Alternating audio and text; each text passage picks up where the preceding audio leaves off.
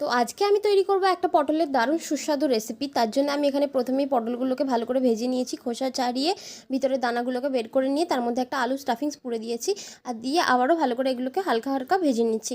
তো সেই তেলের মধ্যেই আমি এবার তেজপাতা, এলাচ, দারচিনি দিয়ে দিলাম, লবঙ্গ দিয়ে দিলাম। আর এখানের মধ্যে দেখো এই বাটাটা যে দিলাম এটা হচ্ছে টমেটো, কাঁচা লঙ্কা আর আদা বাটা। তারপরে আমি ওটাকে একটু কষিয়ে নেওয়ার পরে এর মধ্যে স্বাদ অনুসারে নুন দিয়ে দিলাম, তারপরে হলুদ গুঁড়ো, লঙ্কা গুঁড়ো, জিরে আর ধনে গুঁড়ো এগুলো দেওয়ার পর ভালো করে কষিয়ে নিলাম একটুখানি সময় নিয়ে।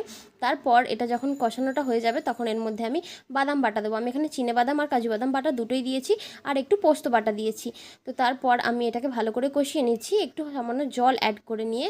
আর এটাকে কষিয়ে নেবার পরে যখন একটু ফুটে উঠবে তখন আমি এর মধ্যে পটলগুলোকে অ্যাড করে দিচ্ছি। আর আমি এখানে চিনির ব্যবহার করিনি কারণ আমাদের বাড়িতে একজন ডায়াবেটিস পেশেন্ট আছে, তোমরা চাইলে চিনির ব্যবহার করতেই পারো। আর এটা যখন ফুটে উঠবে 2-3 মিনিট পর তখন এর মধ্যে ঘি আর গরম মশলা দিয়ে নামিয়ে নিলেই এটা